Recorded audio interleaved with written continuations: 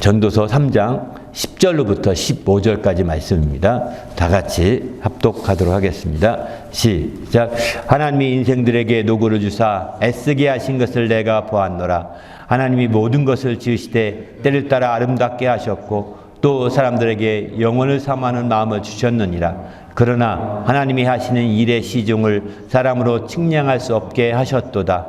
사람이 사는 동안에 기뻐하며 선을 행하는 것보다 나은 것이 없는 줄을 내가 알았고 사람마다 먹고 마시는 것과 수고함으로 낙을 누리는 것이 하나님의 선물인 줄도 또한 알았도다. 하나님께서 행하시는 모든 것은 영원히 있을 것이라. 그 위에 더할 수도 없고 그것에서 덜 할 수도 없나니 하나님이 이같이 행하심은 사람들이 그의 앞에서 경외하게 하려 하심인 줄을 내가 알았도다. 이제 있는 것이 옛적에 있었고 장래 있을 것도 옛적에 있었나니 하나님은 이미 지난 것을 다시 찾으시느니라. 아멘. 오늘은 경외해서 누리며 살도록 이런 제목의 말씀으로 나누고자 합니다. 우리 그리스도인들은 하나님께서 이미 지난 것들을 다시 찾는 분이심을 믿는 자들입니다. 오늘 본문에 그런 말씀하죠. 이제 있는 것이 옛적에 있었고 장래에 있는 것도 옛적에 있었나니 하나님은 이미 지난 것을 다시 찾으시느니라 이렇게 말씀하십니다. 지난 것을 다시 찾으신다는 것입니다. 우리는 보통 과거에 대해서 이런 말도 합니다. 뒤의 것을 잊어버리고 앞에 있는 걸 잡으려고 쫓아간다. 바울 사도가 이렇게 빌립보서 3장 13절 이렇게 말씀한 말씀들을 많이 인용하면서 뒤의 것은 다 잊어버려야 된다. 과거는 다 잊어버려야 된다. 이렇게들 말하거든요. 그렇게 많은 사람들이 과거를 잊어버리라고 권고하는 것 중에 한 가지는 왜 그렇게 권고하느냐면 바로 뒤의 것을 생각함으로 발목이 잡히기 때문에 뒤의 것을 생각함으로 정죄받고 뒤의 것을 생각함으로 이제 우리가 붙잡힌다 이거죠. 앞으로 못 나가게. 이렇게 부정적으로 뒤의 것이 영향을 끼치기 때문에 사실은 이제 뒤의 것을 잊어버리고 앞에 있는 걸 잡으려고 간다. 사도 바울은 이렇게 표현하고 있습니다. 그 말은 틀린 건 아닙니다. 그러면 왜 하나님께서는 왜 이미 지난 과거를 하나님이 다시 찾으시는 걸까요? 그것은 뭐냐면 우리의 지난 과거를 통해서 바로 하나님의 뜻을 발견하고 하나님의 역사, 하나님의 인도하심이 무엇인지를 찾게 하고자 하는 데 초점이 있는 거죠. 하나님의 뜻을 발견하는 것은 바로 현재 하나님의 뜻을 발견하기가 쉽지 않습니다. 미래는 더 마찬가지죠. 그 많은 사람들이 미래를 위해서 하나님의 뜻을 발견하기가 점점 어려워지기 때문에 미래는 항상 불안해합니다. 다들. 그런데 더 중요한 것은 현재는 어떠냐? 현재도 불확실하다고요. 왜? 이게 하나님 뜻인지 아닌지 100% 알고 하는 사람들은 많지 않습니다. 오직 하나님 말씀만 의지하는 자들은 그 말씀을 기준 삼아서 그 뜻을 분별해서 알아갈 뿐이죠. 그러나 말씀이 그만큼 없는 사람들은 그렇게 분별하기 힘들죠. 그렇지만 과거를 돌이켜보면요 하나님의 뜻이 무엇인지를 잘 알게 됩니다.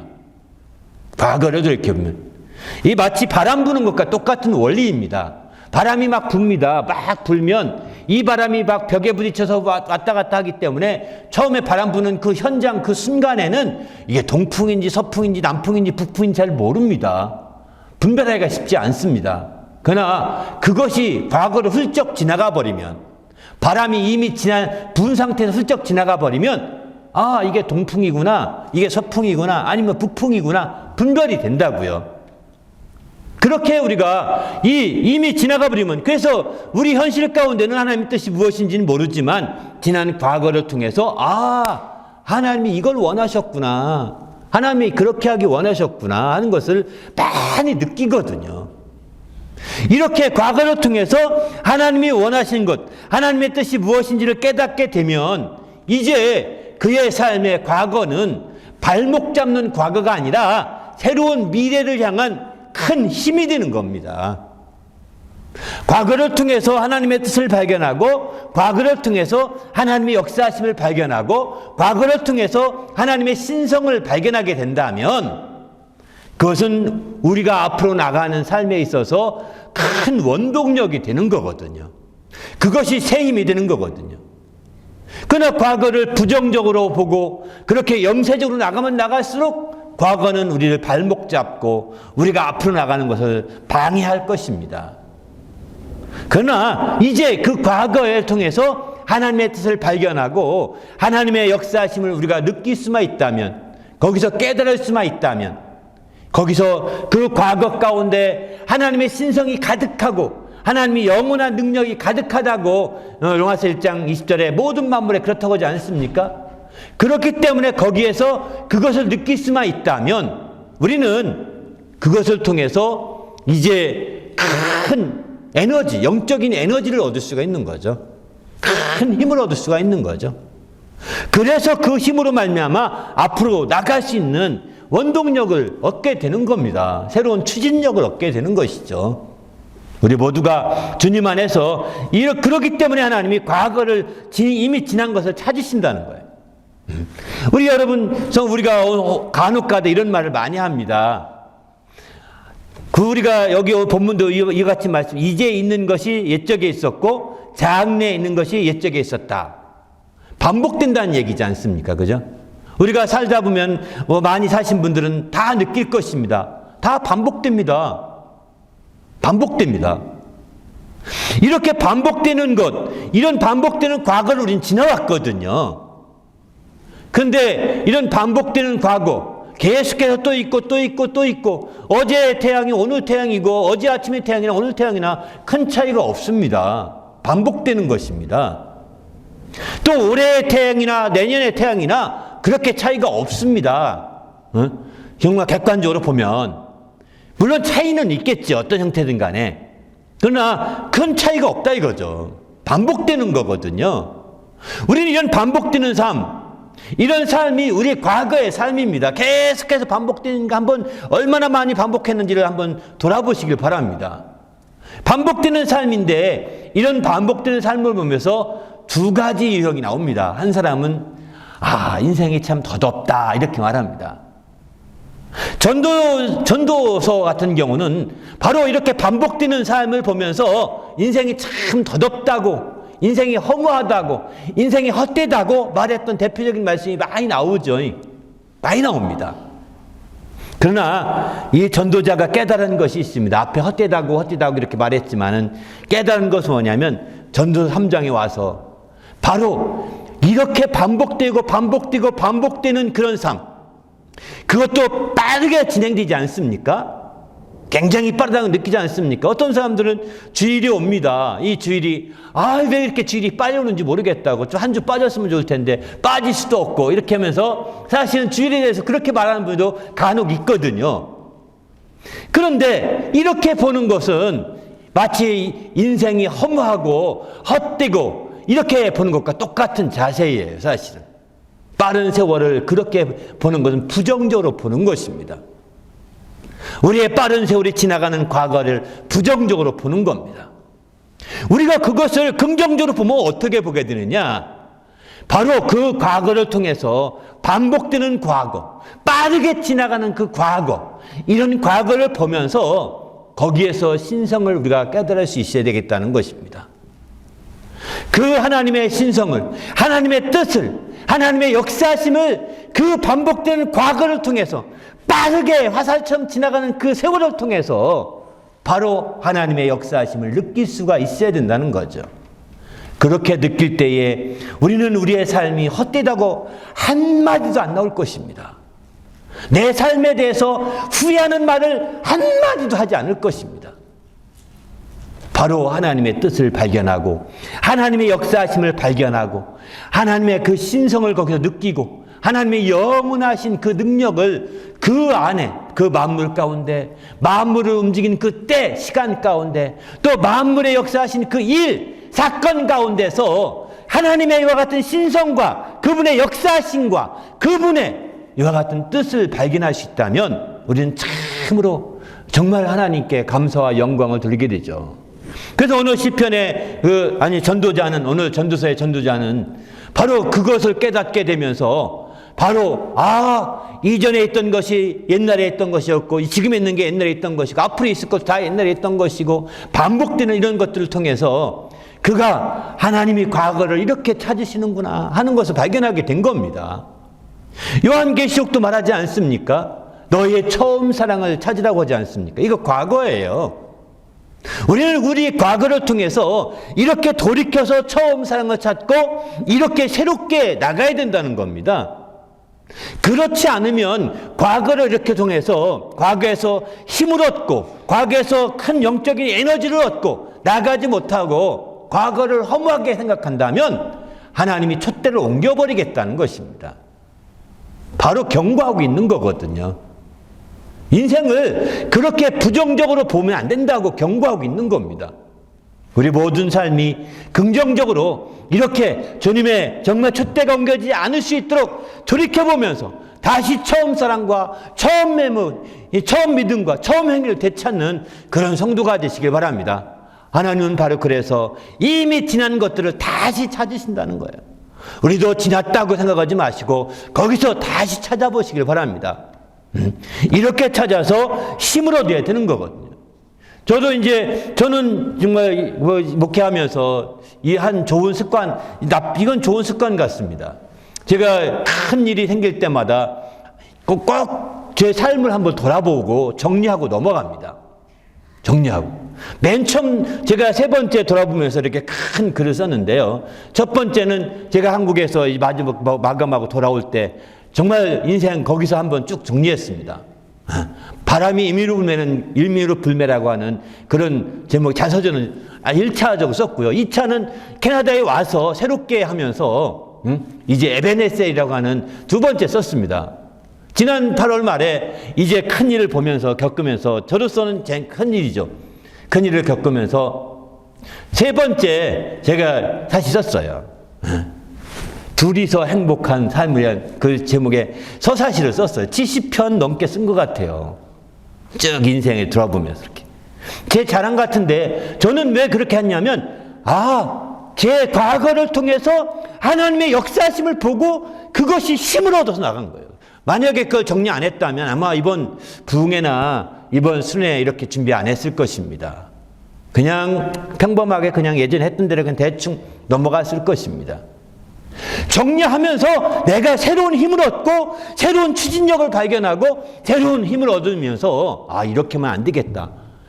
인원이 많고 적음을 떠나서 나로서는 최선을 다해서 준비해야 되고 그래서 한 명이라 하더라도 최고의 것을 줄 수 있는 그런 부흥회요. 그런 순회가 되도록 해야 되겠다라고 하는 큰 마음에 각오한 적이 있었거든요. 사실 저는 이 간증하려고 지금 썼다고 얘기하는 거지 이 간증하려고 하지 않았으면 이렇게 하지 않았을 것입니다.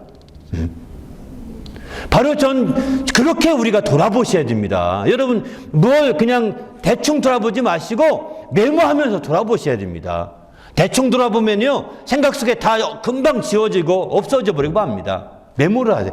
좋은 글, 제가 자서전을 썼다, 서사시를 썼다 이러니까 대단한 것 같은데 전혀 대단하지 않습니다. 그냥 막 쓰는 겁니다. 앞뒤 문장도 안 맞고요. 나중에 읽어보면 다 받침법도 틀리고요. 다 틀렸습니다. 대충 쓴 겁니다. 그냥 막 생각나는 대로 막 쓰는 겁니다. 그렇게 하면서 내 과거 이런 과거에서 이걸 얻어야 되겠다. 이걸 놓치면 안 되겠다. 다시 또 조명이 되더라고요. 거기서 하나님의 역사하심을 보고 거기서 하나님의 행복을 느낄 수 있고 거기서 하나님의 뜻을 발견하고 거기서 하나님의 축복을 느낄 수 있고 거기서 하나님의 역사하심을 우리가 발견하게 되면서 새로운 삶의 그 추진력을 갖게 되는 거죠. 그냥 대충 우리의 삶을 그냥 넘어가려고 하지 마시고 한번 여러분이 그냥 글씨 잘 쓸 필요도 없습니다. 글 잘 쓸 필요도 없습니다. 그냥 막 쓰는 겁니다. 생각나는 대로 정리해 보는 겁니다. 습자지에 막 써도 됩니다. 그거 버리면 아까우니까 모아놨다가 나중에 또 정리하면 2차로 정리하면 더 좋은데 시간이 없을지도 모르겠어요. 저도 그래 시간이 없어서 버린 것도 많습니다. 이렇게 우리의 과거를 찾으시는 하나님이라는 것을 정말 확실하게 믿고 아시는 성도가 되시길 바랍니다. 할렐루야. 그래서 이렇게 과거를 통해서 하나님의 뜻을 발견하고 깨닫게 되면 이 시편 전도자는, 이 전도서의 전도자는 이것 중에 무엇을 깨달았느냐?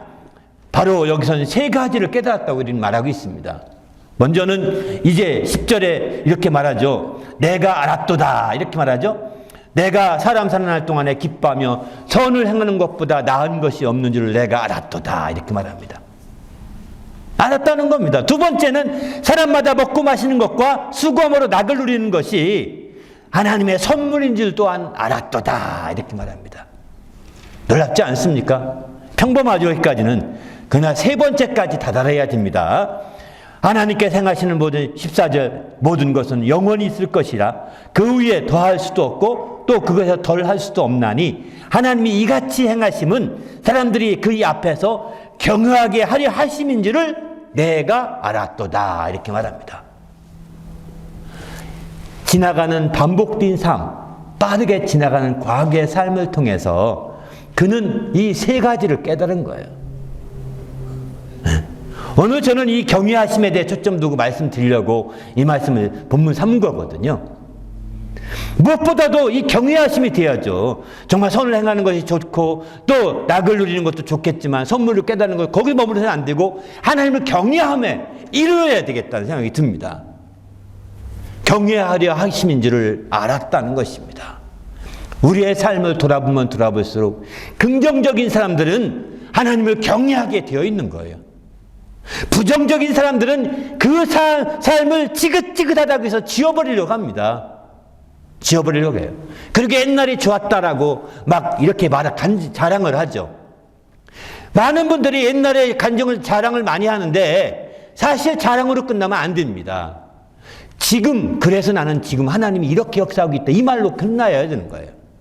과거 얘기로 끝나서는 안 되는 거죠. 그래서 하나님이 이렇게 역사했다. 이렇게 말하기는 거죠. 옛날이 좋았다 하는 사람들은 지혜가 아니라고 성경이 이렇게 말합니다. 바로 전도서 7장 10절에 보면 옛날이 오늘보다 나은 것이 어찌미냐 하지 말라. 이렇게 묻는 것이 지혜가 아니니라. 이렇게 말합니다. 옛날이 현재보다 육신적인 면에 비교 우위가 될 수가 있습니다. 비교적으로 우위가 돼서 좋다고 느낄 만한 요소들이 있을 수는 있습니다. 옛날이 더 재물이 많았다든가 이렇게 말이죠.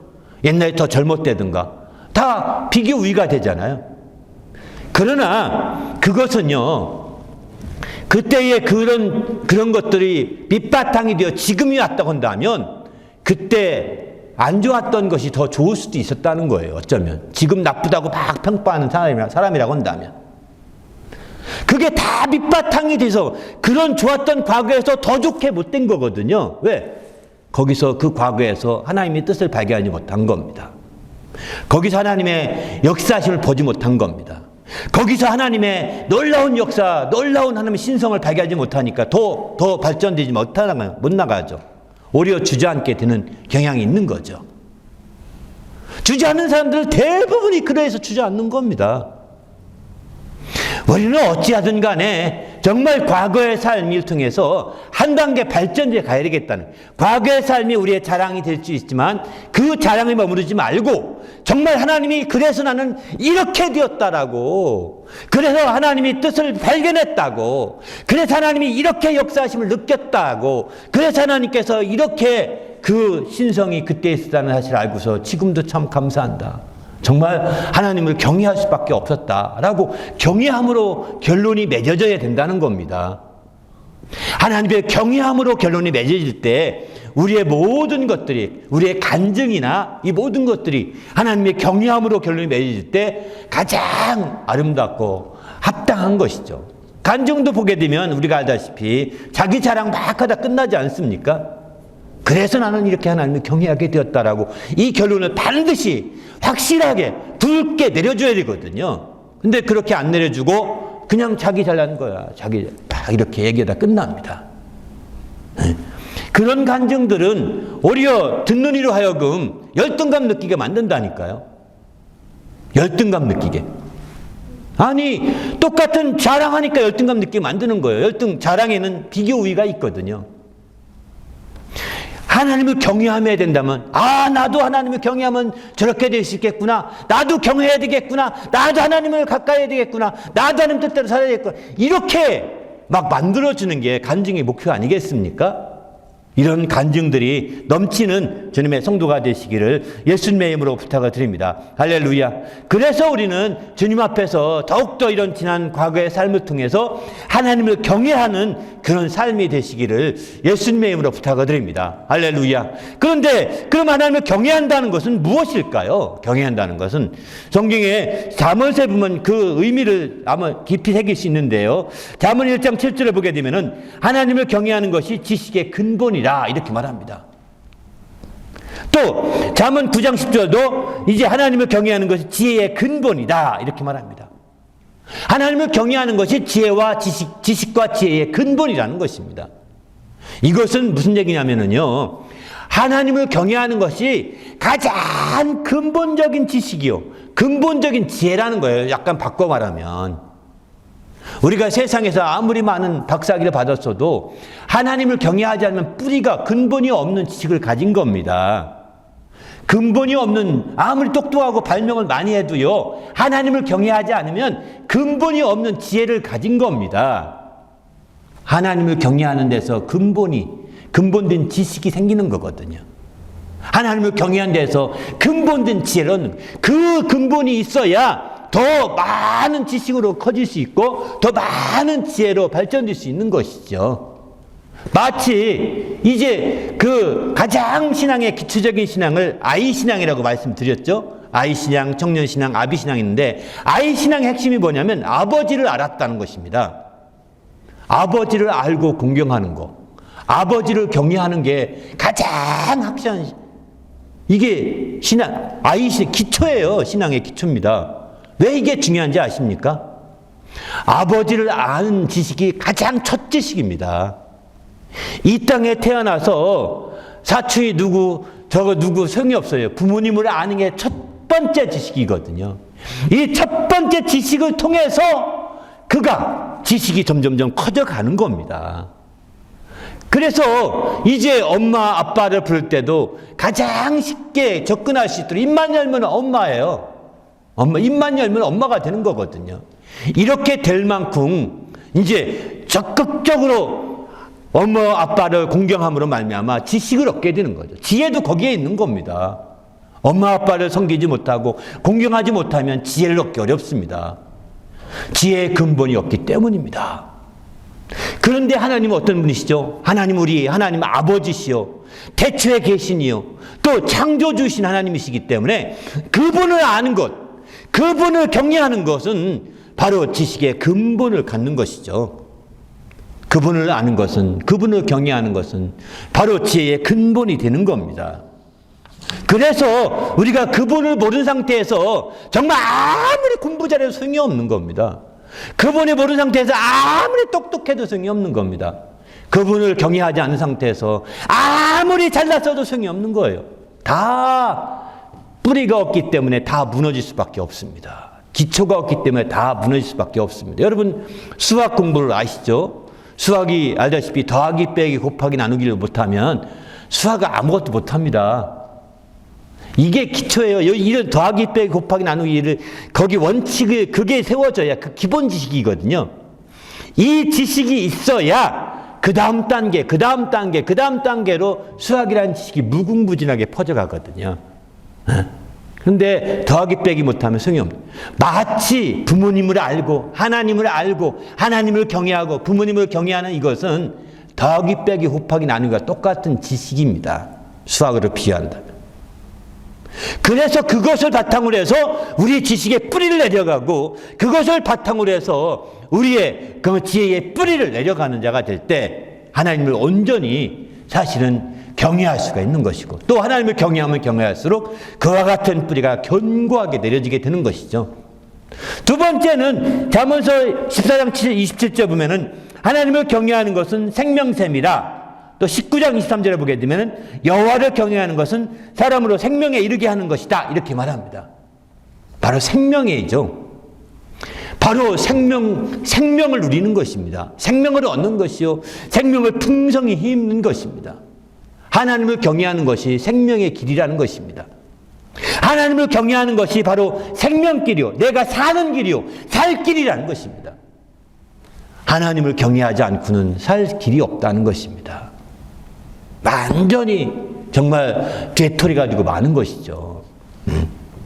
그렇기 때문에 그 가인이 범죄한 후에 바로 쫓겨날 때 그러지 않습니까? 내가 떠나가면 나를 쳐서 죽일 자가 있어서 내가 어찌할지 모르겠다고 하니까 하나님이 그를 향해서 내 널 치지 못하게 하리라 하지 않습니까? 하나님을 떠나면은요 완전히 외톨이가 되는 겁니다. 육신적인 외톨이가 아니라 영적인 외톨이가 되는 거죠. 물론 그렇게 해서 짐승처럼 살아갈지는 모르겠습니다. 그것은 생명을 얻을 수 못한다는 거죠. 육신의 생명은 잠시 있어서 보존할지 모르겠지만 영원한 생명을 누리지 못하는 거죠. 예수님의 여기 바로 하나님의 경외함으로 얻는 생명, 하나님의 경외함으로 누리는 생명은 영원한 생명입니다. 세 번째는 이제 잠언 8장 13절 보게 되면 하나님을 경외하는 것은 악을 미워하는 것이다 이렇게 말합니다. 바로 이제 첫 번째와 두 번째가 되어서 하나님을 경외함으로 하나님 아버지를 알고 그 생명으로 살게 되면 선하고 악한 것이 무엇인지 분별하게 되거든요. 그리고 악을 대적하고 미워하는 자가 되게 됩니다. 악을. 그래서 하나님을 경외하면 경외할수록 악을 미워하게 된다라고 이렇게 말합니다. 욥기의 28장 28절도 보게 되면은 주를 경외함이 지혜요 악을 떠남이 명철이라. 지혜와 명철은 같다 비슷한 말로 얘기하거든요. 그런데 이와 같이 주를 경외하는 것이 악을 떠나. 그게 지혜요 명철이라는 것입니다. 이처럼 우리가 주님 앞에서 정말 최초의 지식이 하나님을 경외하는 데서 얻는 거라는 거예요. 최초의 지식이며 최고의 지식이라고 볼 수 있는 거죠. 이런 지식과 지혜를 누리는 성도가 되시길 바랍니다. 할렐루야. 그래서 우리 영혼이 참으로 생명을 누리게 되고 악을 대적하고 미워하면서 우리 영혼이 주의 뜻대로 살 수 있는 성도가 될 수 있는 것이죠. 우리 모두도 주님 앞에서 이렇게 하나님의 정말 경외함으로 이 놀라운 축복을 누리는 성도가 되시길 바랍니다. 이것 외에도 시편에 보면 축복에 대한 말씀이 많이 나옵니다. 이거 외에도 시편에 보면 그 주보 뒷면에 그 모든 말씀을 다 실어놨습니다. 시편에. 네, 한번 시편 말씀을 다 한번 읽어보시길 부탁드립니다. 그러면 하나님을 경외하는 사람이라면 어떤 사람이라고 볼 수 있을까? 이렇게 이런 축복을 누린 사람이라고 할 수 있지만 성경은 좀 더 약간 다른 측면에서 이 두 가지 측면에서 강조하고 있는 말씀이 있습니다. 첫 번째는 그의 인자하심을 바라는 사람을 경외하는 사람이라고 말합니다. 바로 시편 33편 18절 보게 되면은 여호와는 그 경외하는 자 곧 그 인자하심을 바라는 자라고 이렇게 표현하겠습니다. 하나님을 경외하는 자를 그분의 인자하심을 바라는 자라는 겁니다. 바로 우리가 하나님을 경외한다는 것은 하나님의 인자하심을 바라고 누리고자 하는 자들이라는 거죠. 그냥 두렵고 무서운 가운데서 경외라고 하니까 마치 외자가 두려울 외자를 쓰거든요. 두려움으로 막 두려워 벌벌 떠는 것이 아니라는 것입니다. 바로 경외한다는 것은 바로 이제 그분의 인자하심을 바라는 것입니다. 같은 거예요. 더 나아가서는 시편 119편에 보게 되면은 주를 경외하는 모든 자와 주의 법도를 지키는 자의 동무라 이렇게 표현합니다. 주의 경외하는 자와 법도를 지키는 자가 같다는 것입니다. 같다는 거예요. 다시 말해서 주의 인자하심을 바라고 그 법도를 지키는 자가 하나님을 이제 경외하는 자라고 볼 수가 있는 거죠. 우리가 믿음 생활하면서 이제 하나님의 법도를 지키지 아니하고 그분의 인자하심을 바라지 않는다고 한다면 아무 소용이 없는 겁니다. 하나님 말씀을 그대로 믿음으로 지키는 자가 돼야 되는 것이고 그리고 그분을 그대로 믿고 신뢰하는 것은 그분의 인자하심과 사랑하심을 그대로 믿기 때문인 거거든요. 그것을 바라기 때문인 거죠. 이렇게 경외했던 대표적인 사람이 누구냐면 아브라함입니다. 아브라함은 이제 그가 정말 그 독자라도 아끼지 아니하고 하나님이 바치라고 할 때 바치지 않습니까? 그때에 그 바치려고 그를 잡아서 제단에 올려놓고 그를 찍으러 가는 순간에 인신공양이죠. 그야말로. 그래서 인신공양하려고 하는 순간에 창세기 22장 12절 이렇게 말씀합니다. 사자가 이르시되 그 아이에게 내 손을 대지 말라. 아무 일도 그에게 하지 말라. 내가 내 아들 독자라도 내게 아끼지 아니하였으니 내가 이제야 내가 하나님을 경외하는 줄을 아노라 이렇게 말합니다. 이제야 하나님을 경외하는 줄을 안다고 하나님께서 인정할 정도예요. 하나님의 사자가 인정할 정도입니다. 그만큼 아브라함은 하나님 말씀을 절대적으로 지키고 말씀을 그대로 순종했던 거죠. 그 지키기 위해서 그는 자기 부인과 하나님 이렇게 하라는데 하나님이 어떻게 하면 좋을까? 상의하지 않았던 것 같습니다. 상의하지 않았던 거예요. 아마 상의했더라면 아마 요셉을 데리고 이삭을 데리고 나오지도 못했을 것입니다. 그는 말씀을 지키는 데는 상의함이 필요가 없는 거죠. 상관없이 말씀을 오직 지키는 자가 하나님을 경외하는 자인 거죠.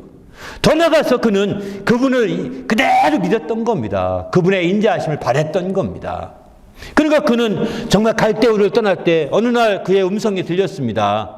아브라함아, 내 친척 본토 아비집을 떠나라. 내가 지시한 가나안 땅으로 가라고 이렇게 말씀하지 않습니까? 아니, 그 음성이 누군지 알고 그 움직입니까? 누군지 알고요. 믿음이, 그는 조상으로부터 들은 얘기들을 믿었고, 그 조상으로부터 전해준 그 하나님을 믿었고, 그분을 그대로 그분의 사랑과 인자하심을 바랬던 겁니다. 그리고 마침내 그 음성을 들을 때, 이것은 어떤 귀신의 음성이 아니라 바로 그분의 음성이다 라고 깨달았고, 그는 지체할 것 없이 그 본토와 친척과 아비집을 떠나가게 된 거죠. 그리고 마침내 가나안 땅으로 출발해 갔던 겁니다. 그것을 당시에 아브라함이 떠날 때 아브라함 셈이 살아 있었습니다. 그것을 노아의 아들 셈이 그 당시에 살아 있었다는 연대로 보면 살아 있었는데, 셈이 그것을 알고 그에게 축복했던 거죠. 나중에 아브라함에 관심을 갖고 있는데 아브라함이 있던 전쟁에 그 가나안 땅에 큰 전쟁이 났다는 소리를 듣습니다. 그 셈이 쫓아옵니다. 그리고 마침내 멜기세덱이라는 이름으로 셈이 등장하게 되는데요. 저는 루터의 해석을 제가 신뢰하는 편입니다. 루터가 그렇게 해석합니다. 루터는 그 멜기세덱을 셈이라고 표현합니다. 셈 할아버지일 것이다. 아브라함을, 믿음이 좋은 아브라함을 알고 아브라함의 소식을 듣고 궁금해서 막 하나님 축복하면서 기도하면서 쫓아왔던 거죠. 그리고 그를 만난 아브라함은 너무 기뻐서 그에게 전리품의 11조를 드리게 됩니다. 우리는 성경에서는 그가 막연하게 아람족의 어떤 제사장일 것이다 이렇게 말하는데, 막연한 제사장이 아니라 그렇다. 노아의 아들 중에 가장 오래 살았던 셈. 저는 루터가 그렇게 해석한 것을 성경 보면서 이 말이 맞을 확률이 많겠다 이런 생각이 들어서 제가 일부러 이 말씀을 드리는 겁니다. 아무튼 그래서 아브라함은 이렇게까지 인자하심을 바랬고 믿었던 거예요. 그리고 더 나가서는 이제 하나님 말씀을 끝까지 지켰던 거예요. 하나님을 경외했던 대표적인 사람이라고 볼 수 있는 거죠. 우리 모두도 이렇게 하나님을 경외하는 성도가 되시길 부탁드립니다. 할렐루야. 이렇게 경외하게 되면 앞서 말씀드린 것처럼 지식과 지혜의 근본도 없고 또 생명도 없고 또 악을 미워하면서 또 시편에 나온 많은 축복들을 누릴 수 있게 되는 거예요. 경외해서 누리며 살도록 했는데 이런 축복을 다 누릴 수 있는 겁니다. 말라기에도 보면 이런 말씀도 합니다. 하나님을 경외하는 자, 그 이름을 존중히 여기는 자를 위하여 여호와 앞에 있는 기념책에 그 이름을 기록했다 라고 이렇게 말라기 3장 16절은 이렇게 말하고 있습니다. 여호와 앞에 기록했던 말라기 3장 16절입니다. 말라기 3장 16절만 보여주세요. 한번. 이 말씀 너무 중요한 것 같아요. 바로 그 하나님을 경외하는 자와 그 이름을 존중히 여긴 자를 위하여 여호와 앞에 있는 기념책에 기록했다는 겁니다. 그리고 그거로 끝나지 않습니다. 말라기 4장 2절에 보면은 내 이름을 경외하는 너희에게는 공의로운 해가 떠올라서 치료하는 광선을 비추리니 이렇게 말씀합니다. 공의로운 해가 떠올라서 치료하는 광선을 비춘다는 겁니다. 여러분, 우리가 하나님을 경외하고 온전히 새해를 맞이한다면 공의로운 해가 떠오를 수 있는 겁니다. 세상의 태양은 같을지 모르지만 정말 공의로운 의로운 하나님의 태양이, 하나님의 빛이 비칠 수 있는 거죠. 그래서 우리가 하나님을 경외하고 하나님 말씀대로 살자고 붕해도 하고 순회도 하고 하는 것이죠. 이렇게 하나님을 경외하는 자들을 그 앞에 있는 생명책, 기념책에 이름들 기록해서 농명해 놓고 또 이제 그들에게 경이로운 해가 떠올라서 치료의 강선을 발해서 정말 뛰노는 송아지처럼 뛰놀게 하겠다라고 이렇게 표현하고 있지 않습니까? 우리도 이제 주님 안에서 이런 놀라운 축복을 누리며 정말 사는 성도가 되시기를 예수님의 이름으로 부탁을 드립니다. 할렐루야. 그래서 우리가 적극적으로 이렇게 나가야 되는 거죠. 더 나가서 우리가 마지막으로 공부한다면 이제 무엇보다도 우리는 주님 앞에서 이제 마지막 때 경외하면서 어떻게 살아야 되느냐, 저는 그 말씀만 드리고 마치고자 합니다. 바로 시편 115편 11절 보게 되면 이런 말씀을 합니다. 너희 여호와를 경외하는 너희는 여호와를 의지하라.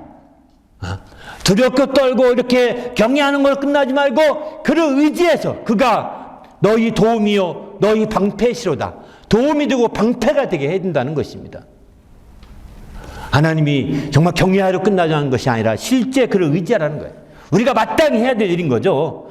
두 번째는 이제 시편 118편 4절에 보면은 너 여호와를 경외하는 자는 말하기를 그 인자하심이 영원하다 할지로다. 인정하라는 겁니다. 하나님이 영원하심을 인정하라는 것입니다. 그 인자하심이 영원하심을. 또 시편 119편 9절은 이제 그런 것들을 증거를 알려는 것입니다. 증거하고 알리는 것이죠. 바로 하나님의 인자하심이 영원함을 인정하고 그 증거하고 알리는 것이 두 번째 필요한 것입니다. 끝으로는 이제 시편 135편 20절 보면은 바로 여호와를 경외하는 너희들아 여호와를 송축하라 이렇게 말합니다. 우리가 해야 될 것은 송축하는 것입니다. 찬양하는 것이죠. 계시록 15장 5절도 이제 하나님께 경외하는 자들이 찬양을 보게 되거든요. 이렇게 적극적으로 우리가 하나님을 의지하고 그리고 그분의 인자하심이 영원함을 인정하고 알리며 또 마지막으로는 하나님을 찬송하고 찬양하는 송축하는 그런 삶으로 우리 삶이 발전돼 가야 되는 거죠. 하나님을 경외한다는 것이 그냥 형식적으로 경외합니다. 어떤 사람들은 정말 마치 그 부처 앞에서 3000배 하듯이 말이죠. 그렇게 정성 들이라고 하는 것이 아닙니다. 그렇게 정성 들이는 신앙이 아니에요. 우리는 하나님을 경배하라니까 마치 절하는 것을 많이 강조하지 않는 이유가 성경에 절한다는 표현도 분명히 나오지 않습니까? 그럼에도 불구하고 강조하지 않는 이유가 이 세상에 불교가 그렇게 절하는 습관이 너무 많이 드러나가지고 이제 잘못하면 오해될까 봐 강조하지 않는 겁니다. 그래서 어떤 사람은 막 거룩한 척 절을 합니다. 하나님 앞에서 찬양할 때도 막 엎드려 절하면서 막 그렇게 하는 것보다 더 나은 것은 하나님을 의지하는 거예요. 하나님의 인자하심이 영원하심을 경외하는 자라고 한다면 그렇게 인정하고 자꾸 알려야 되는 것입니다. 그리고 그 앞에 송축하며 그 앞에 찬송하는 것이 중요한 거지. 그저 형식적으로 그렇게 오늘날 얼마나 많은 사람들이 찬송하면서 난리 피는지 모릅니다. 깃발을 흔들어 대고요. 또 나 엎드려서 막 절하는 것 같이 강단 앞에서 쇼를 합니다. 또 경배와 찬양을 해서 워십한다고 그러죠. 워십을 통해서 절도 많이 합니다. 그런 형식적인 것보다 그런 사람들이 얼마나 하나님을 의지할까요? 그런 사람이 얼마나 많이 하나님을 의지하고 하나님의 인자하심이 영원하다고 이렇게 알리고 증거할까요? 그런 사람이 얼마나 많이 하나님을 송축하고 찬송할까요? 그런 사람이 기도가면 호박씩 가는 사람이 많습니다. 실제 그래서 청년들 교회에서 워십하고 찬양하는 애들이 다 많이 타락한 사람 굉장히 많습니다. 시간이 지나가면서. 겉멋들어 사는 거거든요. 남들이 앞에서 보아준 그게 좋거든요. 우리는 주님 안에서 정말 하나님을 진정으로 경외한다면 그렇게 형식적으로 절하고 형식적으로 워십하는 것보다는 더 확실하게 주님을 의지하고 확실하게 그 인자하심을 선포하고 확실하게 그분을 송축하고 찬송하는 이런 믿음으로 선순환 되시기를 바랍니다. 할렐루야. 이럴 때에 하나님은 그들에게 정말 경외함으로 말미암아 많은 축복을 누릴 수 있도록 길을 열어주실 것입니다. 함께 오늘 시편 말씀을 읽어보시고 주보 말씀을 읽어보셔서 그 축복 하나하나를 붙들고 기도하시기를 꼭 부탁을 드리면서 오늘 마치고자 합니다. 함께 기도할 때 하나님, 내가 철저히 주의 말씀을 통하여 주를 경외함으로 이와 같이 이제 우리가 철저히 축복을 누리게 해달라고, 지난 과거의 삶을 돌이켜보면서 주님을 경외하는 방향으로 내 경외하는 방향을 확실하게 설정할 수 있도록 인도해 달라고 간절히 합심해서 기도하겠습니다.